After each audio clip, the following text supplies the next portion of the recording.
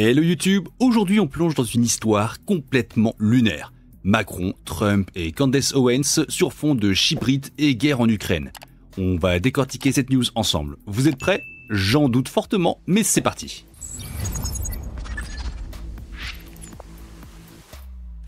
Je décroche le téléphone et voilà. Tu sais, voilà ce qui s'est passé. Je suis en train de négocier ce truc. Je négocie avec l'Ukraine, la Russie. Tu ne peux même pas imaginer le nombre de parties. C'est le président Donald J. Trump. Il est en train de m'appeler. Et le sujet de la discussion est, qu'importe comment on le présente, c'est à propos de la teub à la femme à Macron. Il n'y a pas d'autre façon de le dire. Alors il continue son récit. Tu sais, je suis en train de négocier. Tu n'imagines pas le nombre de choses que cette personne veut, et cette personne veut ça. Tu n'imagines même pas tout ce qui est en jeu quand on essaie de conclure un accord comme celui-là. Bref, j'ai Macron. J'aime bien Macron. On parlait à la Maison Blanche, je l'accompagnais dans sa voiture et tu sais, il me demande « Monsieur le Président, est-ce que je peux vous parler pour une seconde ?» Je lui dis « Bien sûr, vous pouvez me parler de tout. Qu'est-ce qui se passe ?» Et Macron lui dit « Monsieur le Président, est-ce que vous connaissez Candace Owens ?» Et je lui dis « Oui, bien sûr, je connais Candace Owens. Qu'est-ce qui se passe ?» Et puis il continue son récit et il me dit que Emmanuel Macron lui demande en face à face que j'arrête de parler de sa femme. Et l'une des choses que Trump m'a dit, c'est... Vous savez, il me dit qu'elle est vieille et que ça a vraiment un impact sur elle. Et puis il me dit... Vous savez, je l'ai vue, Candace. Je l'ai vue de près. Elle ressemble à une femme pour moi. Elle ressemble à une femme pour moi. J'ai dîné avec elle au sommet de la Tour Eiffel. Et je lui expliquais qu'elle avait ce médecin incroyable qui est spécialisé dans la chirurgie transgenre et procédures de féminisation.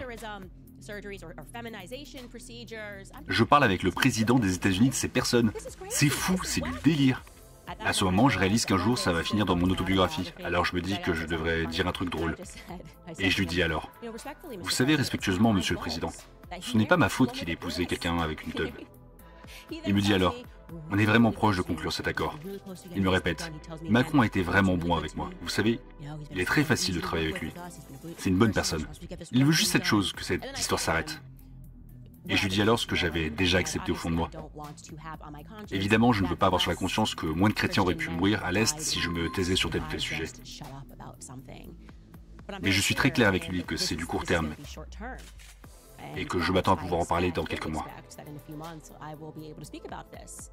Bon, vous avez vu l'extrait. Alors attachez vos ceintures parce qu'on va plonger dans un bordel diplomatique qui dépasse l'entendement. On parle d'Emmanuel Macron, président de la France, 47 ans, marié à Brigitte Macron, 72 ans, qui aurait décidé de jouer au poker avec la paix mondiale. Pourquoi? Parce qu'une journaliste américaine, Candace Owens, 36 ans, star conservatrice et reine des polémiques, tourne en boucle sur la théorie selon laquelle Brigitte serait un trans.